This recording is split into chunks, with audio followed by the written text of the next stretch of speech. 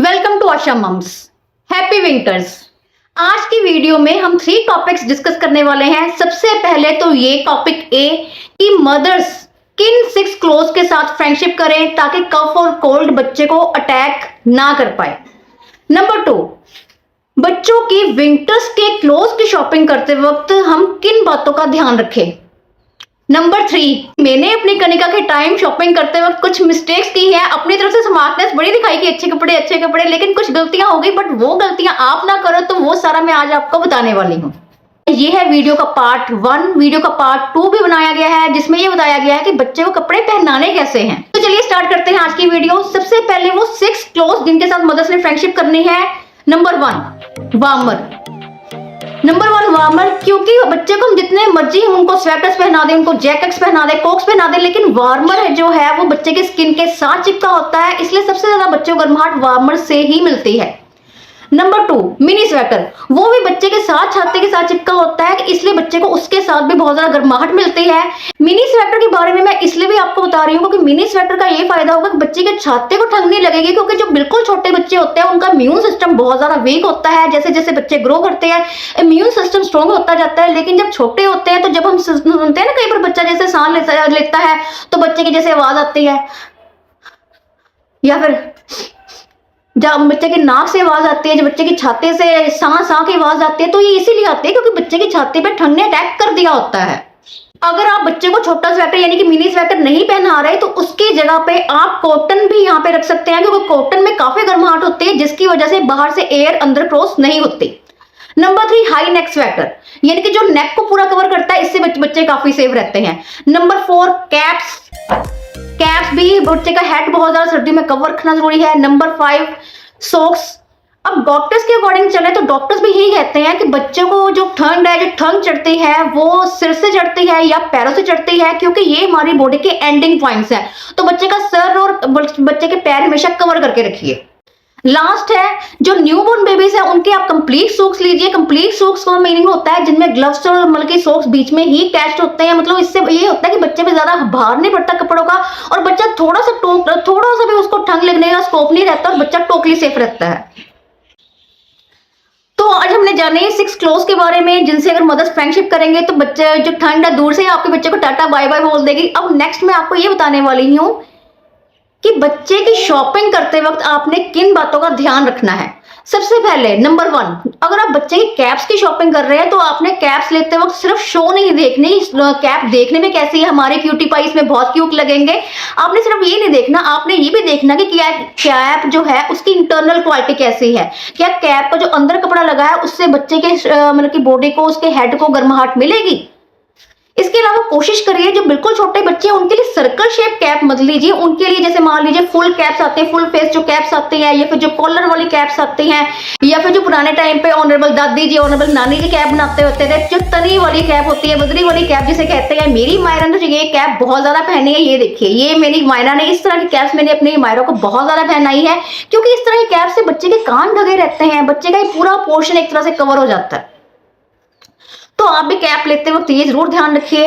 Number 2, जब आपने बच्चे के लिए स्वेटर या कोट परचेज करना है तो कोशिश करिए कैप साथ में अटैच्ड हो। अब आप कहेंगे कैप तो हम बच्चे को अलग से पहनाते ही हैं। हाँ, मैं जानती हूँ कि आप बच्चों को अलग से कैप पहनाते हैं, लेकिन बच्चे बच्चे हैं। आपको पता है बच्चों को कैप बिल्कुल अच्छी नहीं लगती, वो तो 1 मिनट में उठा के 1 मिनट उठा के नीचे था। तो मेरी मैंने ये बहुत कुछ किया हुआ है इस तरह का, तो मैंने बहुत सफर करना था अगर मैं इस तरह के उनके लिए कपड़े ना लेती। मतलब मेरी ज्यादातर कोशिश होती है मैं उनके लिए ऐसे स्वेटर लेती हूँ जिसमें कैप बिल्कुल अटैच हो। अगर मान लीजिए बच्चा उठा के कैप नीचे भी फेंक देता है, या फिर खेल खेले बच्चे एक दूसरे कैप उतार लेते हैं और वो गंदी हो गई, अगर आप घर से बाहर हैं तो ऑब्वियसली आप नीचे से रोक से उठा के तो कैप नहीं ना डालेंगे। तो आपकी सेफ साइड के लिए ऐसे ही कपड़े लें जिनमें कैप अटैच्ड होते हैं। एक जब भी आपने बच्चे के लिए वार्मर या फिर स्वेटर लेना है तो कोशिश करिए उसकी जो स्लीव्स है पूरी हो। जैसे मान लीजिए ये मेरा जो स्वेटर मैंने पहना है इसकी स्लीव इतनी सी आपको दिख रहा है, इतना सा 1-2 इंच और हो सकते थे, लेकिन बच्चों के केस में ऐसा नहीं होना चाहिए। बच्चों के केस में स्लीव्स पुमल की उनकी जो आर्म की लेंथ है पूरी होनी चाहिए। अब मदर्स जो है वो बड़ी स्मार्ट होती है, उनको देख के पता लग जाता है कि 1-2 इंच कम है या ज्यादा, मोस्टली हमें पता लग जाता है। तो आर्म्स का भी ध्यान रखिए। नंबर 3, जब आपने बच्चों के लिए सॉक्स परचेज करनी है तो सॉक्स जितनी आपने उनका पैर, छोटे छोटे प्यारे प्यारे पैर, उनके अकॉर्डिंग आपने परचेज करनी है, लेकिन कोशिश करिए कि लेग्स का भी इतना का पोर्शन, उसकी जो लेग्स का इतना पोर्शन भी सॉक्स में कवर हो जाए। ये मैं क्यों कह रही हूँ, ये आपको वीडियो का पार्ट 2 देख के पता लग जाएगा। इसके अलावा अगर मान लीजिए आपकी गर्ल चाइल्ड है और आप उसके लिए जैसे पजामी सूट वगैरह परचेज कर रहे हैं, तो आपने जो उनकी पजामी है वो कई बार ऐसे होता है कि नीचे बॉर्डर नहीं बना होता पजामी के, या फिर नीचे इलास्टिक नहीं बना होता, बिल्कुल नीचे वाला जो फुट वाला पोर्शन है वो आपको मैं आगे वाला थर्ड जो मेरे सी टॉपिक डिस्कस करना है उसमें ज्यादा क्लियर हो जाएगा, तो उस चीज का भी ध्यान रखिए। सबसे इंपॉर्टेंट बात, आपने जब बच्चे के कपड़े परचेज करने हैं, खास करके 5-6 मंथ्स तक के बच्चों के कपड़े, तो आप कोशिश करिए कि कपड़े लाइट वेट होने चाहिए, क्योंकि वो बेचारे अभी भी दुनिया में आए हैं जो 1-2 महीने 4-5 महीने तक के बच्चे हैं, तो ज्यादा वेट बर्दाश्त नहीं कर सकते। उससे थोड़े बड़े बच्चों को भी कोशिश करिए कि लाइट वेट कपड़े ही रखिए। हो सकता है थोड़े कॉस्टली पड़ेंगे, लेकिन ये आपको करना चाहिए। अब हम डिस्कस करेंगे वीडियो का टॉपिक सी पार्ट जो है, जिसमें मैंने अपनी मिस्टेक्स बतानी है कि मैंने अपनी कनिका के टाइम पे क्या क्या मेरे साथ एक्सपेरिमेंट्स हो गए, वो आपके साथ ना हो, तो मैं आपके साथ अपनी गलतियां शेयर करने वाली हूँ। मैंने जब अपनी कनिका के लिए ये वाला स्वेटर परचेज किया तो मुझे बड़ा पसंद आया था, क्योंकि यहाँ पे इसकी आर्म्स में इलास्टिक टाइप है, मतलब फ्लेक्सिबल है, इससे मतलब हवा क्रॉस होने में, मतलब हवा इजिली क्रॉस नहीं हो सकती। लेकिन जब मैं उसको पहनाती थी तो इसका ये वाला पोर्शन, नेक वाला पोर्शन बना ही नहीं हुआ, सिर्फ कैप ही है, तो इसको इतना टाइट होता था वो बेचारी की यहीं पे अटक जाता था। तो इतना रोती थी, उसने हार्डली 1 या 2 टाइम्स पहना है, उसके बाद मैं इसको पहना नहीं पाई। तो आपने जब इस तरह के स्वेटर्स बच्चे के लिए परचेज करने हैं तो आपने ध्यान रखना है कि यहाँ पे इतना का पोर्शन हो, इतनी स्पेस हो कि बच्चे के जो नेक है इजिली, बच्चे के नेक से इजिली नीचे स्वेटर चला जाए। इस स्वेटर के केस में मुझे एक और प्रॉब्लम आई, वो थी इसके बॉर्डर की, क्योंकि जिन स्वेटर्स का कई बार बॉर्डर होता है तो ठीक है, हम कहते हैं बॉर्डर की वजह से सेफ रहेगा, लेकिन कई बार बॉर्डर की वजह से स्वेटर ऊपर भी चढ़ना शुरू कर देता है। हाँ, ये भी ठीक है कि इसकी आर्म्स में बॉर्डर था, आर्म्स में अगर बॉर्डर है तो वो हमारे लिए बेनिफिट है। बेनिफिट ये है कि आर्म्स में अगर बॉर्डर है तो वो साथ चिपका रहेगा स्किन के, जिससे कि हवा क्रॉस नहीं होगी। तो ओवरऑल मैं यही कहूंगी कि अगर नीचे बॉर्डर है तो इस तरह के स्वेटर्स मैं तो आगे से परचेज नहीं करने वाली हूँ, क्योंकि ये मैंने देखा कि कनिका के ना, जब एक बार मैंने पहनाया तो इसको ऊपर चढ़ जाता था। ये मैं अपनी कनिका के लिए स्वेटर सूट लेके आई थी, इसका सारा कुछ ठीक था, लेकिन इसकी आर्म से वाला पोर्शन इतना ज्यादा टाइट था कि यहाँ पे आर्म हाथ अंदर ही नहीं जाता था। मतलब अंदर हम जैसे बच्चे का अंदर करके हैंड बाहर निकालते हैं, साथ में नीचे एक वार्मर पहनाते हैं स्वेटर, लेकिन इसमें ऐसा कोई स्कोप नहीं था। ये वाले स्वेटर मुझे ये प्रॉब्लम आई कि जो इसकी आर्म्स है, ये वाला पोर्शन बहुत ज्यादा टाइट था, तो मैं जब यहाँ से उसके स्वेटर यहाँ से मतलब कि शोल्डर सॉरी अंडर आर्म से नीचे करने की कोशिश करती थी तो ये स्वेटर नीचे ही नहीं होता था।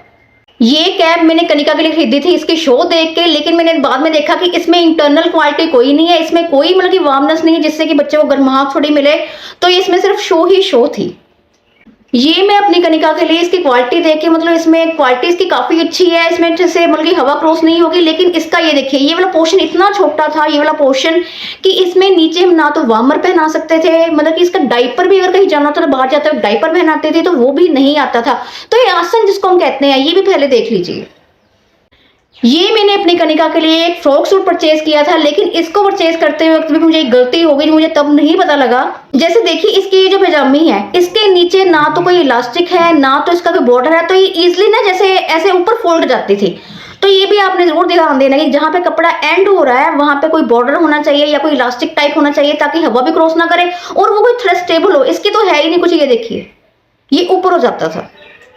तो आज की वीडियो में आई होप आपको सब क्लियर हो गया होगा कि बच्चों के लिए कैसे शॉपिंग करनी है, मेरे वाली गलतियां आपने नहीं करनी है और किन कपड़ों के साथ आपने फ्रेंडशिप करनी है। तो आई होप आपको वीडियो अच्छी लगी होगी। अगर वीडियो अच्छी लगी है तो अपने फ्रेंड्स के साथ लाइक और शेयर जरूर करें, और ऐसी और इंटरेस्टिंग वीडियो देखने के लिए चैनल को सब्सक्राइब करें और बेल आइकन को प्रेस करें। और कमेंट बॉक्स में ये जरूर बताइए कि आप अपने बच्चों के लिए कैसे कपड़े परचेज करते हैं, किन बातों का ध्यान रखते हैं, और कहीं आपके बच्चे तो नहीं नॉटीनेस पे दिखाते, कैप्स तो नहीं उठा उठा के फेंकते मेरी मायरा की तरह। Thank you.